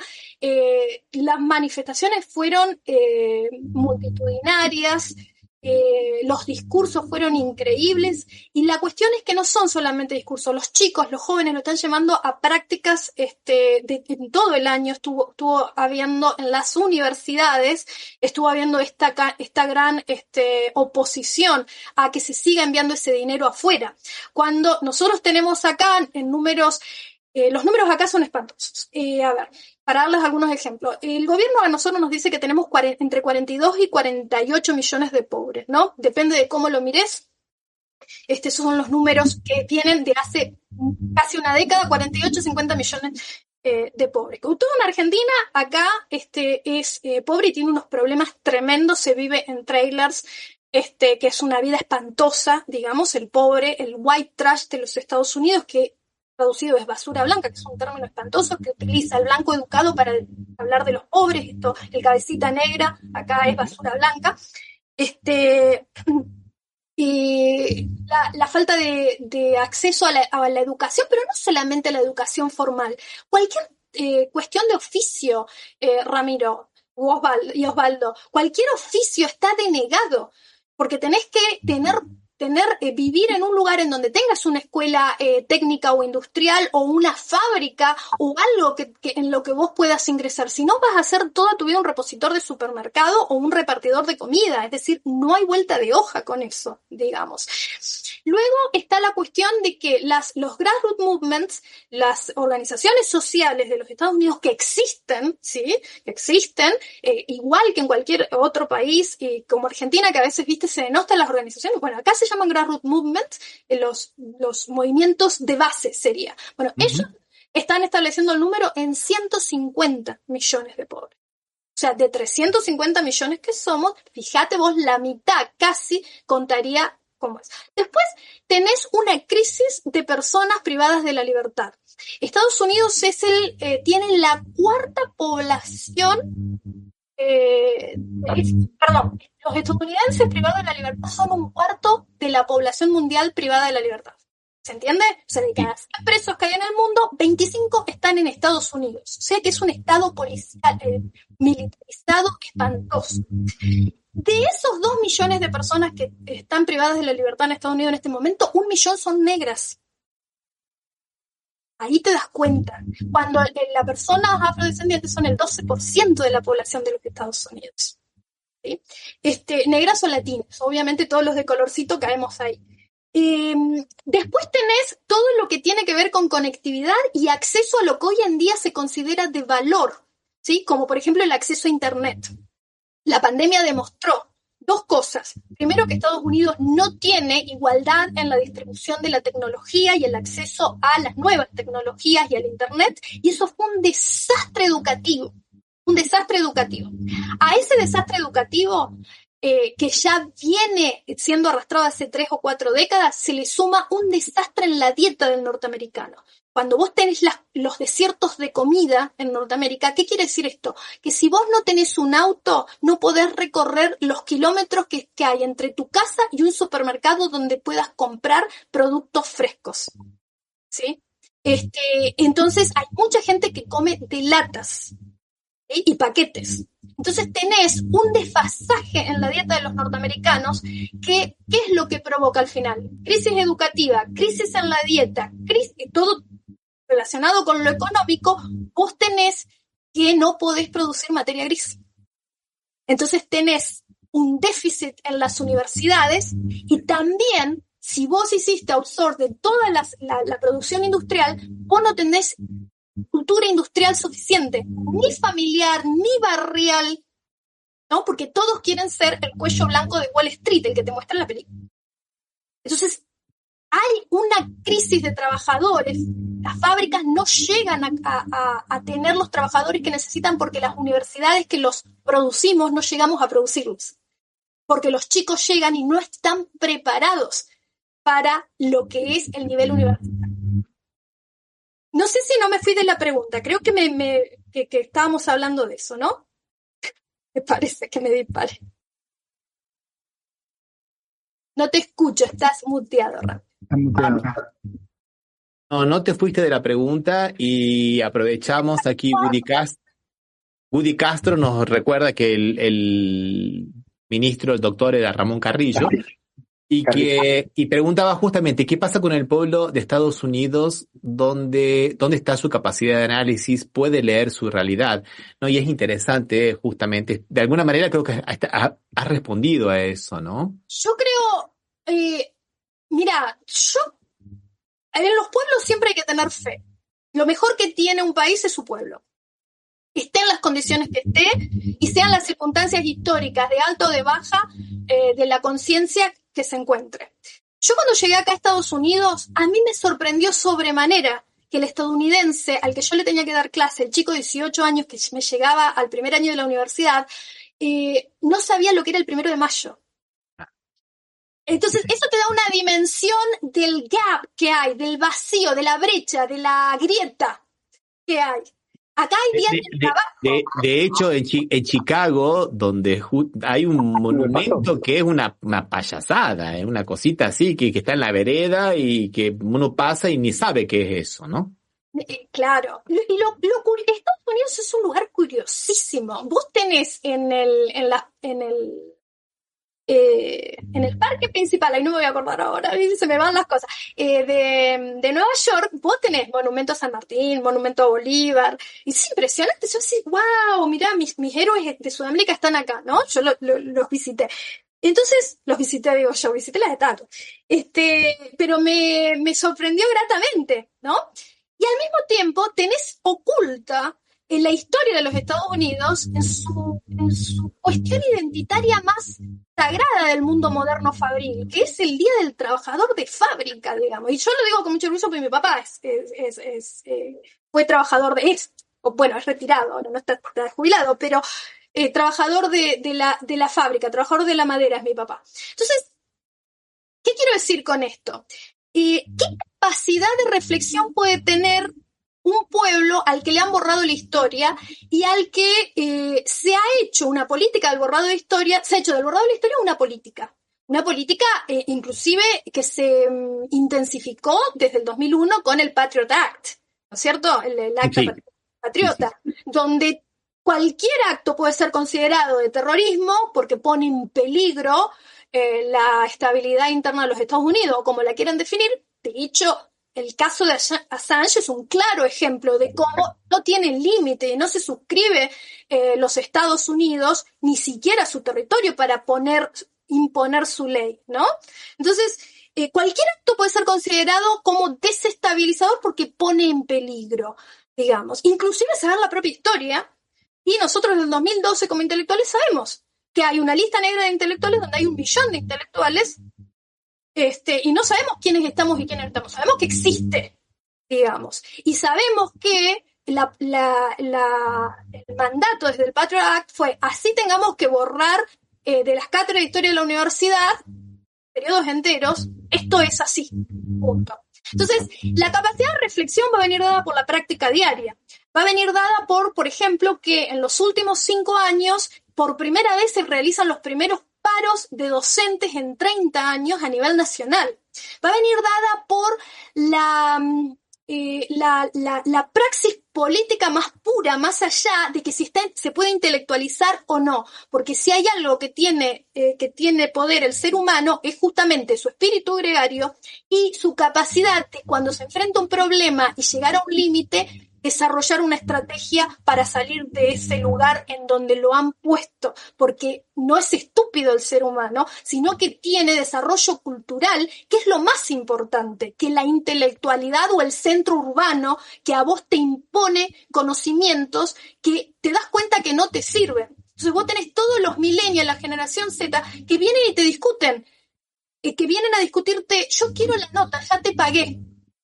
El conocimiento a mí no me interesa. No lo necesito, no me va a servir. ¿Por qué? Porque está vaciado del sentido pragmático de la vida diaria y porque si las fábricas no están acá, ¿para qué le va a servir lo que le podamos enseñar? Al ingeniero, al técnico, al enfermero, etcétera, etcétera.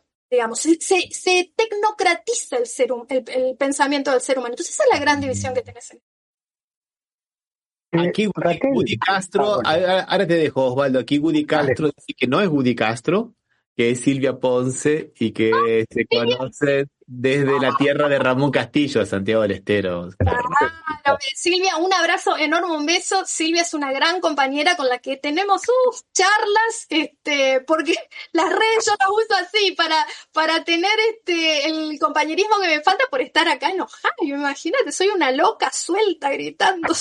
Hola, viva Perón. Tierra de los Mormons. Bueno, la he visitado. Eso podría ser para otra charla. Una foto y podemos tener una charla al respecto. No sé, sería muy interesante. No solamente de los mormones, de la CIA, es los headquarters. Sí. Sí, Osvaldo. No, Raquel, te quería decir, vos justo hablaste de que allá no se festeja el Día del Trabajador. De hecho, se festeja el Día del Trabajo, que es creo que en septiembre. Sí. Me parece que es una entelequia, porque el trabajo es el trabajo. No hay nada que festejar, diríamos. El único que puede festejar es el trabajador. Pero no importa. Y vos hablabas del cinturón del óxido, que son, creo, lo que dicen acá, que es como la base electoral del trumpismo, ¿no? El cinturón del óxido. Acá yo soy de Rosario, como bien vos dijiste, no de Rosario, pero de un pueblo acá cerca, aunque vivo en Rosario, y formo parte del cinturón del óxido, que el sur de Buenos Aires, Rosario, San Lorenzo, todo eso, y Córdoba. Y acá tuvieron la misma intención, evidentemente, muchos de votarlo a Milei. Lo que pasa que allá me da la impresión que la decisión fue más lógica, porque Trump, no estoy de acuerdo en un montón de cosas de Trump, pero él sí lo que está decidido a fortalecer, me parece, la industria norteamericana. Y acá el que tenemos de presidente es todo lo contrario, la quiere destruir. ¿Por qué allá, a pesar de lo que yo entiendo, las limitaciones que se encuentran en cuanto a educación y todo, sin embargo tienen esa visión de que se están protegiendo a sí mismos, y no como acá parece que se están destruyendo a sí mismos? Bueno, hay varios factores que hay que analizar. Para ir a lo más cercano en temporalidades, en tiempos, el trabajo industrial creció durante los 4 años de Trump. Ya venían con una pequeña intención, porque viste que estos son planes que son a mediano y largo plazo, ¿no? Sí, no es de un día para el otro, no. Lo sabemos. Ya venía con la cuestión del lo anterior porque tuvieron que hacer algo. Acordate que los 8 años que estuvieron el presidente Obama y como vicepresidente Biden, acordate que en 2008 quiebra Lehman Brothers, ¿no es cierto? Y de eso no nos recuperamos más. La concentración de capital que hubo fue espantosa. Estuvo el movimiento Occupy Wall Street, que en España es el de indignados, ¿no? Que tenemos trabajo, tenemos título universitario, no tenemos trabajo. Bueno, venía con algún impulso. Trump realmente lo profundiza, como decís vos. El problema que tiene Trump es que es anti-sindicatos. Se monta en un discurso antisindicalista. Entonces, claro, el movimiento obrero no tiene la fortaleza que tiene el haber puesto un presidente en Argentina, que es el peronismo. Entonces, la respuesta macrohistórica es, bueno, no tuvieron peronismo, ¿no? Ahora bien, lo que ocurre es, hay otra cuestión acá, que es la que, si vos te pones a ver históricamente quiénes defendían qué en cuanto a los partidos referenciales de Partido Republicano y Partido Demócrata, el cambio se hizo en los 30, durante la depresión, ¿sí? Hasta ahí, hasta el 30, todo el siglo y medio anterior, desde Lincoln hasta acá, mucho antes de Lincoln, de 1830 en adelante, el partido que defendía a la parte más, la parte trabajadora, no era industrial todavía, ¿no? Lincoln es el que desarrolló, bueno, eran los republicanos. Lincoln fue republicano. El que le da la independencia a los afrodescendientes norteamericanos es Lincoln, es un republicano. Entonces vos tenés hoy personas afrodescendientes votando por los republicanos y vos decís, ¿me estás jodiendo? No, son fieles a su tradición. Porque su abuelo, su bisabuelo fueron liberados por un republicano, por Lincoln. Y porque son los que levantan las banderas de las tradiciones de la familia, de las comunidades, que después se monte Trump en un discurso racista que vos no se condice con los números. Porque no fue Trump el que más deportó migrantes, el que deportó más migrantes. Obama. Fue Obama. Vos vas a los números, vos agarrás los números y son clarísimos, ¿viste? Y bueno, después, por ejemplo, recordemos que Eisenhower está 4 periodos. Bueno, él fallece, ¿no? Y toma su vicepresidente, termina el 4º periodo, después se cambian las leyes, pero estuvo 4 periodos. Hasta ahí se podía ser elegido indefinidamente. Es el que saca a los Estados Unidos, el que lo hace pasar la Segunda Guerra Mundial y el que lo saca de la depresión, ¿no? Del 32 al 45 está Eisenhower. Y fue, entre comillas, es una especie de Perón norteamericano, ¿no? Viva las fábricas, viva la clase trabajadora, fue el que creó las casas para los trabajadores, las casas dignas. Era un espectáculo Estados Unidos en ese momento, porque la guerra no se desarrolló acá, se desarrolló en Europa y después encima hicieron, ahí vinieron los financistas. Ahí vinieron con el plan Marshall, etcétera, etcétera. Ay, no me acuerdo cómo se llama, esperá que voy a hacer trampa, voy a buscar el vicepresidente de Truman, no me acordaba. Truman era demócrata, pero fue el que tiró la bomba atómica. Y ahí él es el que le da paso a la doctrina Truman y a la NATO. ¿Te das cuenta? Entonces hubo un recambio de cuál es el partido que va a defender a los trabajadores. Entonces, acá tenés una línea expansionista por eso hay que cambiar, no son demócratas ni republicanos. ¿Quiénes son los expansionistas y que apuestan a las guerras? Fueron siempre el mismo sector. Siempre el mismo sector. Estuvieron con los demócratas. Desde el principio. Y el Partido Demócrata, tengo un machetito acá, ¿sí? Porque yo tengo esa memoria de elefante que tienen ciertas personas, pero el Partido Demócrata es el más antiguo. El republicano tuvo un desarrollo interesantísimo, que yo lo estoy leyendo en un libro muy bueno que habla sobre, se llama El Tren Imperial, que habla del desarrollo del tren, desde que fue un proyecto hasta que se lo termina de construir, ¿no? Pero el Partido Republicano empieza en los años 30. El Partido Demócrata empieza, quiero dar números, Pero esto es lo que me importa. Acá está, 1828, sí, en los años 30, 1828, hasta el día de hoy. Y siempre ha permanecido igual. Siempre fueron los expansionistas. Recordemos la ideología esta que después lleva al hombre a la luna, ¿no es cierto? Que es desde la costa este de los Estados Unidos, las 13 colonias pequeñitas, ¿sí? Tienen que irse a lo que es el Midwest, que es el medio oeste, que es este que estamos viviendo ahora, del cual el vicepresidente de Trump es de acá de Ohio, ¿no es cierto? Cruzar los Apalaches, que en este momento es la zona más pobre de los Estados Unidos, es más, hay una categoría especial para la universidad para darles beca a los chicos de los Appalachians, ¿no? Que es la parte que fue más destruida porque era la parte minera que proveía todas las fábricas.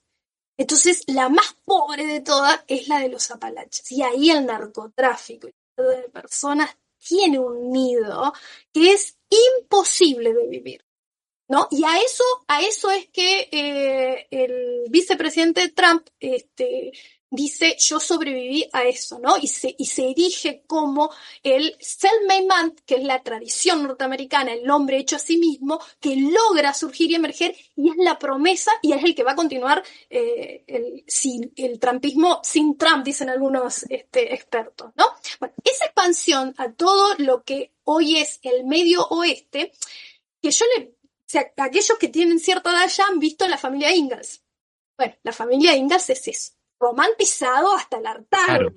Claro. La vida es en realidad la que te muestra la serie Yellowstone ahora y sus precuelas, ¿me entendés? La vida no era lo que Laura Ingalls, pero sí te mostraba lo que era el expansionismo. Bueno, llegan a la costa oeste que estuvieron debatiendo esto, cómo llegaban y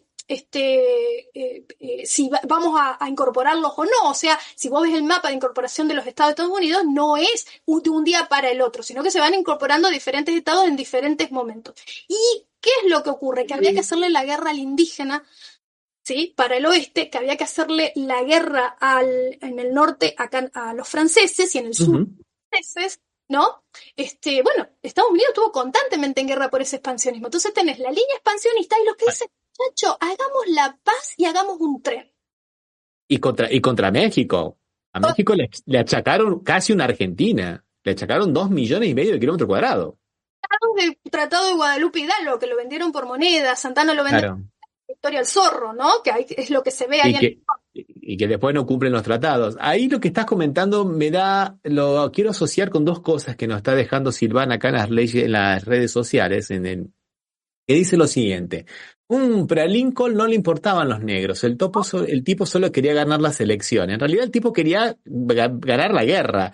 Lo que era estar en lucha contra el esclavismo era sacarle la principal fuerza motriz que tenía el sur, que era el sur agrario, que era la fuerza de mano de obra que le exportaba el té a Inglaterra, que el sur estaba absolutamente colonizado intelectualmente por los ingleses. Tanto es así que termina la guerra de secesión y empieza la guerra de la Triple Alianza contra Paraguay, porque necesitan urgentemente ver de dónde iban a sacar nuevamente el algodón que necesitaban la fábrica de Lancaster y de Manchester. Exactamente. Los telares. Ahí estoy de acuerdo con vos, exactamente. No le importaba, no le importaba el negro. Él era esclavista, él tenía esclavos. Sí. Personalmente. No, todos, porque era un Claro. Así como existía el sistema de haciendas en Latinoamérica, existía de la plantación. Es todo un sistema que en realidad es un sistema que tiene todo el Caribe, ¿sí? Y que se extiende hasta Brasil, ¿no? Bueno, toda la pancita del Brasil, todo el Caribe, exactamente. Entonces, ¿qué es lo que ocurre? Ahí hay una lucha de proyectos. El norte industrial, el sur agrario, que quería un proyecto colonial. Ellos estaban comodísimos con el proyecto colonial. Sí. Y entonces, por eso lo que hubo, lo que la guerra se hace porque es un proyecto contra otro proyecto y por eso lleva a la total destrucción de los estados del sur. Por eso la rabia que se tiene el sur y el norte en Estados Unidos, que ahora se ha transformado en zona rural o cinturón de óxido versus los centros urbanos educados, de clase media y alta, de cuello blanco intelectual, digamos, o los centros financieros, digamos. Pero sí, es verdad. Después acá Silvana nos deja otra cosa muy interesante que tiene que ver con lo que estás explicando de este proceso de la construcción de los Estados Unidos a través de los colonos y a través de ir ocupando tierras y de ir desplazando localidades. Que ella dice, da mucha tristeza ver que un negro vote en contra de Palestina en la ONU, se olvidaron de su propia lucha. Pero lo que pasa es que el negro entiende la lucha como el proceso, digamos, del pueblo americano, que también se hizo a través de la conquista, como bueno, entonces no le parece que los israelíes, los colonos israelíes tomen tierra de Palestina, si ellos también se generaron de esa manera, tomando tierras a los indígenas, a veces las compraban, pero no siempre las compraban, muchas veces eran ocupaciones, ¿no? No, siempre fueron ocupaciones. Claro. Y el Estado federal hacía un arreglo con la comunidad indígena y corría la frontera. Otra vez, insisto, si se ve el capítulo 1 de la familia Ingalls, ahí se va a ver cómo él le dan un pedazo de tierra es decidida la frontera en Washington, porque hacían así, agarran el papelito, la reglita y dividían, ¿no? Entonces después mandaban al ejército. Ahora, la relación, hay una historia impresionante también para meterse y zambullirse, porque la historia de los colonizadores blancos, los colonos, no son colonizadores, colonos blancos, que llegaban con los indígenas, era pacífica. Cuando se mete el ejército de los Estados Unidos, realmente se desmadra todo y deja de ser, porque inclusive Estados Unidos toma para su constitución, digamos, como país, como Estado-nación moderno, toma el modelo de las comunidades norteamericanas indígenas que eran, cada uno tenía un territorio, se llamaban naciones, y tenían un territorio que iban recorriendo porque eran nómades, no estaban asentadas como el Imperio de la Mesoamérica o el andino, pero se juntaban en una confederación. De ahí es que se saca el modelo norteamericano de que los estados sean más independientes. Insisto en esto, la historia del Partido Republicano y la historia del Partido Demócrata las tendríamos que leer un poquito si queremos entender un poquito qué es lo que está pasando ahora. Porque el Partido Republicano siempre fue de una tendencia más centralista, el Demócrata fue de una tendencia más de separar a los estados y que cada uno hiciera lo que quisiera, digamos. El demócrata siempre fue expansionista y guerrero, el otro era pacífico, decía, hagamos inversiones y pongamos a trabajar a la gente. Fíjate el proyecto que había. De ahí en más, ¿quién es el que se va a sentar en la oficina y quién es el que va a tomar las decisiones, el que va a estar en Washington? Y el trabajador, sí, hay un trecho enorme. Pero aquel que tendía a construir lo nacional y lo industrial era el Partido Republicano, digamos. Que curiosamente, primero fue el partido, otra vez con el machete, a ver si lo encuentro, el Partido Federalista, mira, siempre pierdo el papelito en el último momento, el Partido Federalista, y en el medio fue el Partido Whig. Yo no sé si se acuerdan de Inglaterra, que eran los Whig y los Tory. Los Whig eran los progresistas en Inglaterra. Ellos cuando se trasladan a los Estados Unidos son los que llevaban adelante el proyecto industrial, digamos. Entonces, ahí hay una historia para revisitar y entender las líneas actuales. A eso se refiere Trump cuando dice hagamos América grande otra vez. Y eso es lo que está escuchando el pueblo norteamericano, digamos, que le está ofreciendo la posibilidad de tener esperanza de reconstruir la América industrializada, digamos. Así es, bueno, era un ratito y nos hemos quedado un montón de tiempo. Te agradecemos muchísimo, Raquel, te agradecemos profundamente toda la generosidad que has tenido. Hemos abusado de tu tiempo, hemos abusado de tu paciencia. Estamos absolutamente agradecidos y como siempre, que nos han quedado cosas, podríamos estar haciendo un encuentro acá de horas. Pero te agradecemos muchísimo de la participación y las puertas están siempre abiertas. Osvaldo, ¿te estás muteado? Sí. ¿Estás muteado, Osvaldo? ¿Qué te Ahí está. No, te agradecemos infinitamente lo que nos has ilustrado sobre cosas que yo desconocía, no sabía, por ejemplo, desde mi ignorancia, ¿no? Y esperemos después poder hablar más cerca de las elecciones o después de las elecciones, a ver que nos digas un poco cómo va pintando hacia el tema. Incluso no hablamos del atentado, no hablamos de esas cosas, nos fuimos por la historia, pero creo que eso es que explican más, digamos. Y lo del atentado hasta en este momento para nosotros, inclusive acá, son pura hipótesis. Claro. También da para charlar un rato largo qué hipótesis hay, pero sí les marco algo. Los Estados Unidos, otra crisis que tiene es en la cuestión de controles. Por ejemplo, en un año, el año pasado, en Ohio hubo 4 descarrilamientos de trenes. Y uno fue muy grave porque llamó químicos que contaminaron la cuenca del agua para 5 millones de personas, ¿no? Que es el río Ohio, que es el que baja entre nosotros y Pensilvania. Y eso es por falta de controles, o sea, se contratan menos ingenieros y la calidad de los ingenieros no es la mejor. Por lo que yo hablé ya lo comenté, de la educación. Y después ¿se acuerdan el accidente de barco que hubo? El barco que chocó contra el puente. Sí. Justamente tiene que ver con todos los controles. Digamos, entonces, en los presupuestos se recorta, no terminás cortando partes del Estado que están en este tipo de desastres. No está gente que tiene nada más que personas para todos los Estados Unidos y todo lo que necesitan. Se nombra un equipo especial para cada evento y ese equipo baja y arregla con las autoridades locales, digamos.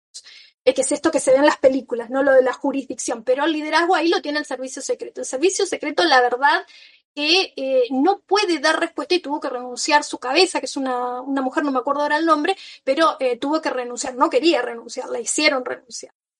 Justamente porque no pudo dar respuesta en el Congreso cuando le dijeron cuántos casquillos había, a quién estás encubriendo, y si no nos decís tenés que renunciar. Prefirió renunciar porque dice que había tenido contactos con el FBI. ¿Con quién? Con el director y el subdirector, o sea, con las máximas autoridades, ¿no? ¿Y qué más? Y no quiso decir más nada, porque venía resistiendo bastante, ¿no? Después de ese desastre, resistió como 10 días, lo cual no es poco, porque el mundo entero pone los ojos en eso, ¿no? No solamente eso, el pueblo norteamericano espera respuestas y esto es lo que va levantando temperatura. Por eso digo, yo no sé si la cuestión del desarrollo intelectual es el factor principal en el momento de que un pueblo tenga que decidir en la autodefensa, ¿no? Y las elecciones que tenemos en Occidente son siempre como acotaditas, no estamos eligiendo, estamos optando.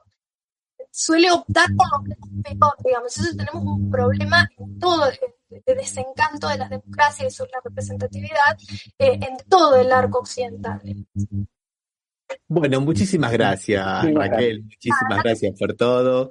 Y bueno, vamos despidiéndonos, Osvaldo. Dejamos un abrazo, aprovechando que no te vayas, que así nos despedimos, dando un abrazo muy grande a la gente de la FM Impacto de Villa Gobernador Galvez, a Sergio Rossi de la revista de Puño y Letra Web, al doctor de Petris del blog arrabaljurídico.blog.com, y recomendamos muchísimo la lectura de un artículo que lo hemos traducido al portugués para Argentina traducida, pero está en español, en la revista Rebelión, pero también en la revista El Tábano Economista, del economista Marco Del Pont, que analiza las guerras y la relación con las empresas armamentísticas norteamericanas. Un artículo excelente, lo encuentran en El Tábano Economista, es del economista Marco Del Pont, muy pero muy recomendadísimo. Si lo quieren leer en portugués, está en Argentina traducida. Y también no es la economista Marco Del Pont. No, es el economista porque lo conozco, le pedí permiso para publicar. Ah, no, porque había una también está la economista. Era Marco Del Pont, digo. No, es Alejandro Marco Del Pont. Está listo, te confundí mal entonces. Pero joder, no, que yo también me confundía, ¿eh?